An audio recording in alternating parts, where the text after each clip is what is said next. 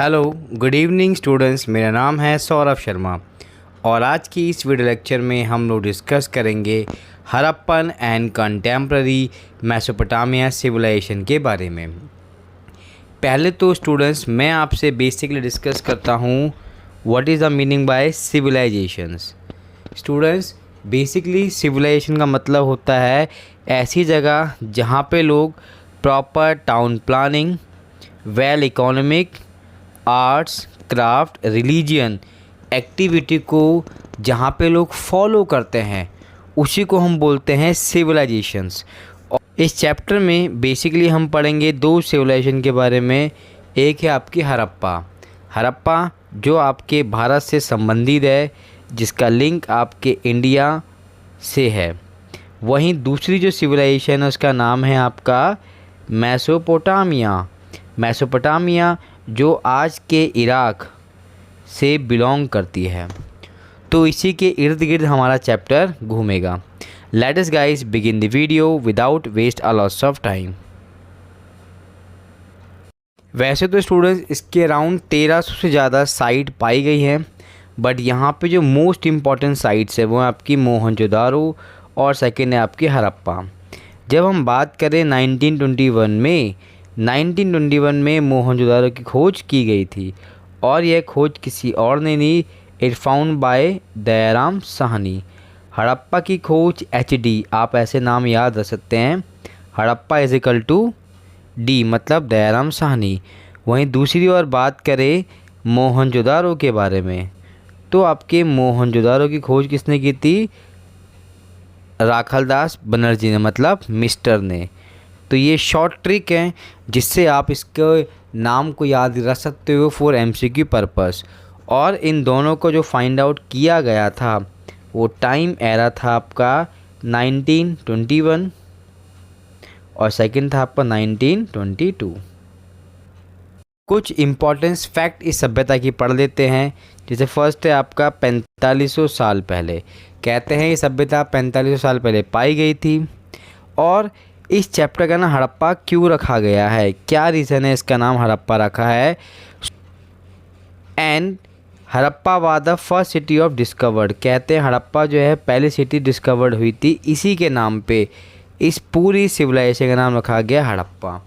हड़प्पा पहली सभ्यता थी जिसकी खोज की गई थी और उसी के आधार पे इस पूरे चैप्टर का नाम हड़प्पा रख दिया गया है।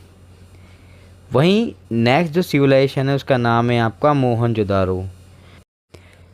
और जब हम आगे बात करें स्टूडेंट्स मोहनजोदारो के बारे में तो ये बेसिकली कहाँ पाई गई? आपके इंडस रिवर के पास। और इसकी खोज किसने की थी? मिस्टर ने, मतलब राखालदास बनर्जी ने। ठीक है। और इसको इतिहास में क्या बोलते हैं? माउंड ऑफ डेड, मतलब एक ऐसी जगह जहाँ पे कंकालों को पाया गया है, मतलब मृतकों का टीला। वैसे तो पूरी सिविलाइजेशन के अंदर 1300 से ज़्यादा साइट्स मिली है जो अभी आप देख रहे हो। जैसे मैंने आपको स्टार्ट में बताया था, कुछ राजस्थान में पाई गई है, कुछ सिंध, कुछ बलूचिस्तान हो गया और कुछ आपके वेस्टर्न इंडिया के एरिया में भी मिली है। तो ये वो जगह है जहाँ पे हड़प्पा सभ्यता। और अब हम इसके कुछ मैप को ज़रा सा पढ़ लेते हैं। जैसे दो साइट्स तो मैंने आपको बताई थी, हड़प्पा एंड मोहनजोदारो, जो स्टार्टिंग में बताई थी, जिनकी खोज 1921 और 22 के इर्द गिर्द की गई है। इसके साथ कुछ और प्लेस भी हड़प्पा में मिले हैं जो हमें समझने चाहिए या फिर जिनके बारे में हमें पता होना चाहिए अकॉर्डिंग टू मैप। तो वो है आपके गुजरात साइड में, ये रही वो सभ्यता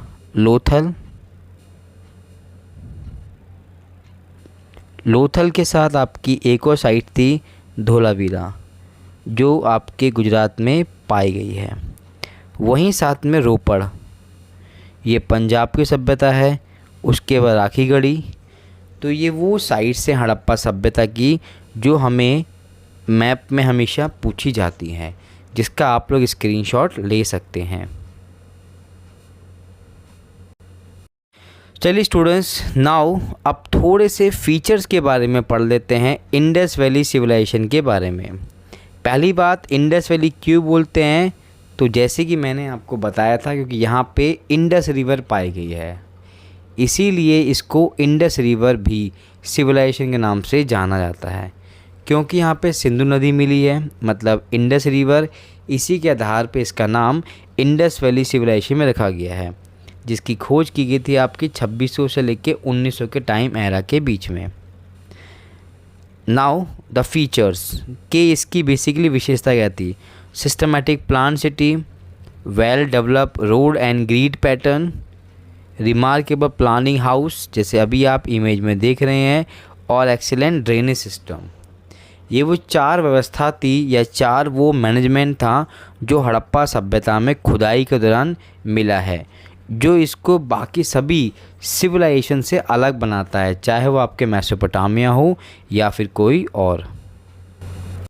बात करते हैं प्लान्ड अर्बन सेंटर के बारे में, तो हमें ये नहीं भूलना चाहिए कि हड़प्पा सभ्यता में मोहनजोदारो एक प्लान्ड अर्बन सेंटर था। ऐसा मैंने क्यों कहा? जैसे कि अभी आप इमेज देख रहे हो, मोहनजोदारो 2 फॉर्म्स में बटा हुआ था, सिटाडेल्स एंड लोअर टाउन। यहाँ पे सिटाडेल से मतलब होता है वो area that was belong to the ruler class, जो उस समय वहाँ की बड़ी क्लास से बिलोंग्स करता था, वर्ग से। जबकि लोअर टाउन में वो लोग रहा करते थे जो हड़प्पा सभ्यता के निवासी थे, वहाँ के सिविलियन थे। इम्पोर्टेंस बात जो निकल के आती है about citadel, that was in the place of citadels using of bake bricks and mud. कहा जाता है यहाँ पे मड और पकी हुई ईंटों का प्रयोग किया गया मकानों को बनाने में, जैसे कि आप इमेज में देख रहे हो।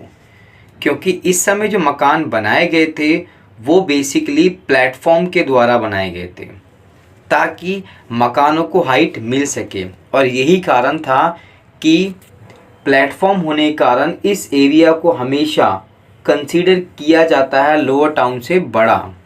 आप इमेज पे मत जाइएगा, ये एरिया जो हाइट में काफ़ी ऊंचा था कंपैरिजन लोअर टाउन के, जबकि लोअर टाउन जो है वो बहुत ही बॉटम से बनाया गया था, ज़मीन के निचले हिस्से से प्रिपेयर किया गया था, इसलिए भी इसको लोअर टाउन का नाम दिया जाता है। नेक्स्ट, अगर हम बात करें 2 features of citadels, so we should not forget about granary. Great बात जो हड़प्पा में पाया गया था, we must be remember it was using for some ritual purpose, जिसका यूज़ कुछ धार्मिक कार्यों के लिए किया जाता था। और जब हम बात करते हैं आपके ग्रेनरी के बारे में, तो we should not forget about, इसे भंडार गृह बोलते हैं, जो सिर्फ और सिर्फ मोहनजोदारो के सिटाडेल टाउन में ही मिला है। ये बेसिकली वहाँ पे इसके मिलने का बड़ा कारण ये भी माना गया है अकॉर्डिंग टू आर्कियोलॉजिस्ट कि ये वो प्लेस था जहाँ पे सबसे ज़्यादा प्रोडक्टिविटी फाइंड आउट हुई, और यहीं से इसी भंडार गृह से पूरे मोहनजोदारो में लोगों के पास रिसोर्स प्राप्त करवाए जाते थे। नेक्स्ट पॉइंट आपका फोर्टिफिकेशंस। कहा जाता है सिटाडेल्स में अपने आप को कुछ इस टाइप का फोर्टिफिकेशन किया गया था, ताकि वो लोग अपने आप को सेपरेट फ्रॉम कर सके लोअर टाउन से। Because we should not forget about some of the rich person in Mohenjo-daro, and although the rural section of the society were belongs to the citadels, यहाँ पे कुछ रिच पर्सन थे और higher section थे जो आपके Citadel से belong करते थे। ग्रेट बात के बारे में जो आपके मोहनजोदारो की साइट्स में मिला था, एंड नो डाउट टू से ये आपका आज से 4500 ईयर्स अगो पहले अपना एक एग्जिस्टेंस अस्तित्व रखता था। जब हम इस साइट्स की बात करें, जैसे कि आप इमेज में देख रहे हो, बेसिकली इस पूरे के पूरे ग्रेट बात को एक यूनिक फीचर्स माना जाता है। यूनिक फीचर्स ऐसा मैंने क्यों बोला, because the reason was very simplified their planning. आप देख रहे होगे ये जो बेसिकली बनाया गया था, ये इसका मड पार्ट ये बेसिकली जिप्सम से बनाया गया था उस समय, ताकि पानी का लीकेज ना हो। Second points, double coated walls as you are right now watching here's. ये आपकी डबल कोटेड वॉल्स है। अब डबल कोटेड वॉल्स का मतलब क्या होता है? डबल कोटेड वॉल्स का मतलब होता है अगर पानी का लीकेज हो भी जाता है किसी कारण से, तो वो बेसिकली यहाँ तक हो सके, इस एरिया तक ना पहुँच सके, क्योंकि इसके बीच में भी जो है आपके जिप्सम डाला गया था, ताकि आसानी से जो आपका लीकेज है वो रोका जा सके।